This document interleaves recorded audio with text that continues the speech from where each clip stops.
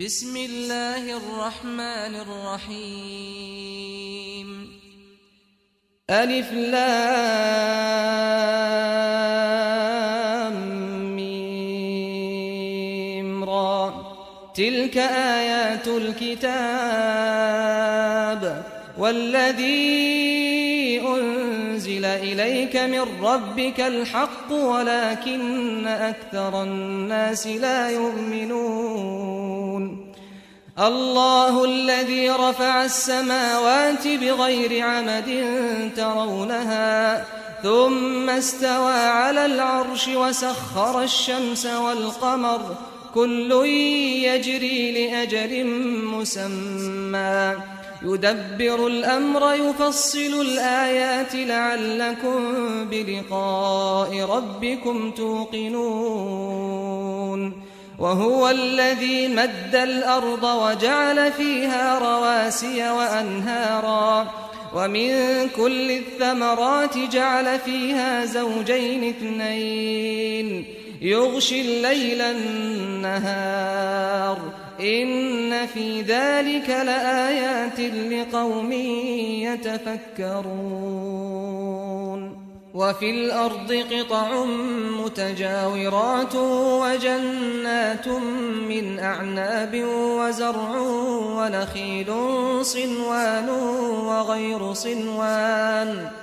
ونخيل صنوان وغير صنوان يسقى بماء واحد ونفضل بعضها على بعض في الأكل إن في ذلك لآيات لقوم يعقلون وإن تعجب فعجب قولهم أإذا كنا ترابا أإنا لفي خلق جديد أولئك الذين كفروا بربهم وأولئك الأغلال في أعناقهم وأولئك أصحاب النار هم فيها خالدون ويستعجلونك بالسيئة قبل الحسنة وقد خلت من قبلهم المثلات وإن ربك لذو مغفرة للناس على ظلمهم وإن ربك لشديد العقاب ويقول الذين كفروا لولا أنزل عليه آية من ربه إنما أنت منذر ولكل قوم هاد الله يعلم ما تحمل كل أنثى وما تغيض الأرحام وما تزداد وكل شيء عنده بمقدار عالم الغيب والشهادة الكبير المتعال سواء منكم من أسر القول ومن جهر به ومن هو مستخف بالليل وسارب بالنهار له معقبات من بين يديه ومن خلفه يحفظونه من أمر الله إن الله لا يغير ما بقوم حتى يغيروا ما بأنفسهم وإذا أراد الله بقوم سوءا فلا مرد له وما لهم من دونه من وال هو الذي يريكم البرق خوفا وطمعا وينشئ السحاب الثقال ويسبح الرعد بحمده والملائكة من خيفته ويرسل الصواعق فيصيب بها من يشاء وهم يجادلون في الله وهو شديد المحال له دعوة الحق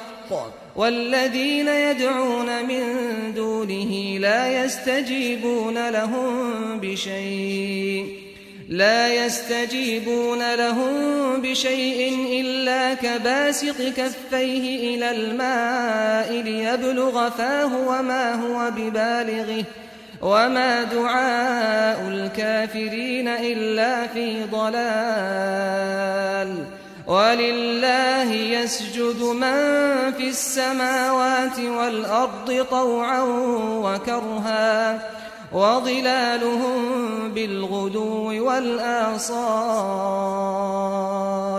قل من رب السماوات والأرض قل الله قل أفاتخذتم من دونه أولياء لا يملكون لأنفسهم نفعا ولا ضرا قل هل يستوي الأعمى والبصير أم هل تستوي الظلمات والنور أم جعلوا لله شركاء خلقوا كخلقه فتشابه الخلق عليهم قل الله خالق كل شيء وهو الواحد القهار أنزل من السماء ماء فسالت أودية بقدرها فاحتمل السيل زبدا رابيا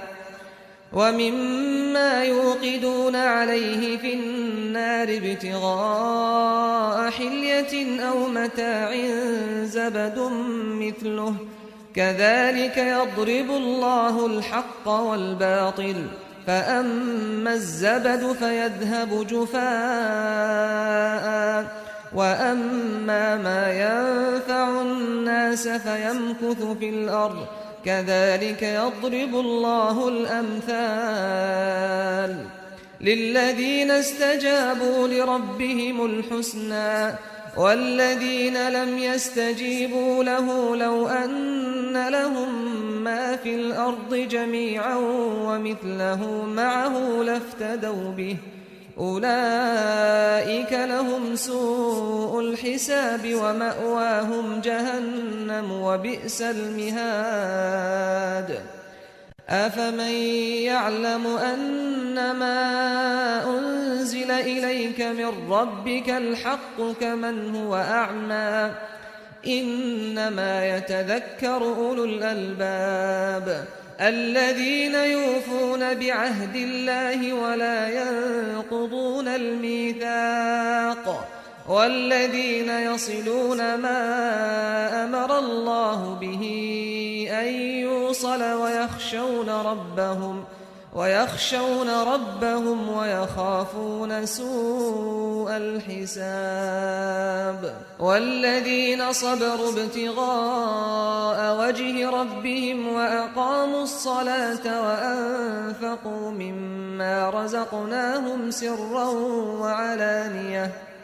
وأنفقوا مما رزقناهم سرا وعلانية ويدرؤون بالحسنة السيئة أولئك لهم عقبى الدار جنات عدن يدخلونها ومن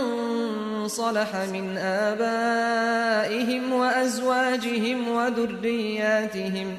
والملائكة يدخلون عليهم من كل باب سلام عليكم بما صبرتم فنعم عقبى الدار والذين ينقضون عهد الله من بعد ميثاقه ويقطعون ما أمر الله به أن يوصل ويفسدون في الأرض أولئك لهم اللعنة ولهم سوء الدار الله يبسط الرزق لمن يشاء ويقدر وفرحوا بالحياة الدنيا وما الحياة الدنيا في الآخرة إلا متاع ويقول الذين كفروا لولا أنزل عليه آية من ربه قل إن الله يضل من يشاء ويهدي إليه من أناب الذين آمنوا وتطمئن قلوبهم بذكر الله ألا بذكر الله تطمئن القلوب الذين آمنوا وعملوا الصالحات طوبى لهم وحسن مآب كذلك أرسلناك في أمة قد خلت من قبلها لتتلو عليهم الذي أوحينا إليك وهم يكفرون بالرحمن قل هو ربي لا إله إلا هو عليه توكلت وإليه متاب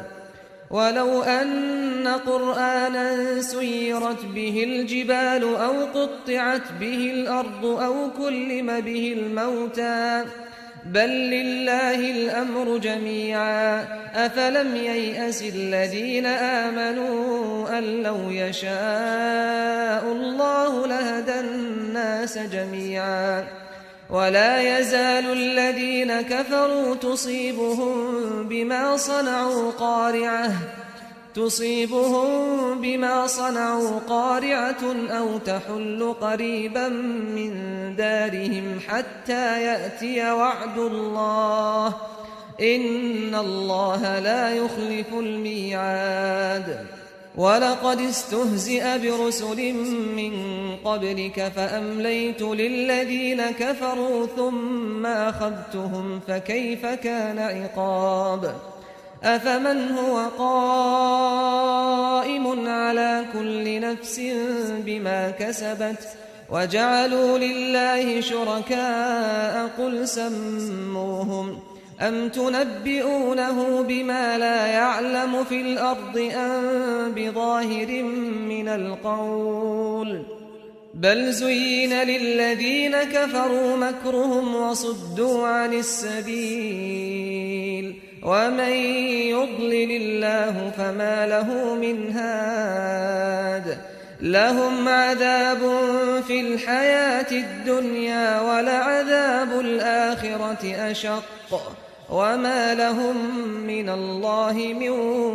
واق مثل الجنة التي وعد المتقون تجري من تحتها الأنهار أكلها دائم وظلها تلك عقبى الذين اتقوا وعقبى الكافرين النار والذين آتيناهم الكتاب يفرحون بما أنزل إليك ومن الأحزاب من ينكر بعضه قل إنما أمرت أن أعبد الله ولا أشرك به إليه أدعو وإليه مآب وكذلك أنزلناه حكما عربيا ولئن اتبعت أهواءهم بعدما جاءك من العلم ما لك من الله من ولي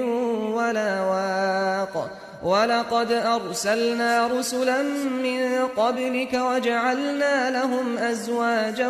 وذرية وما كان لرسول أن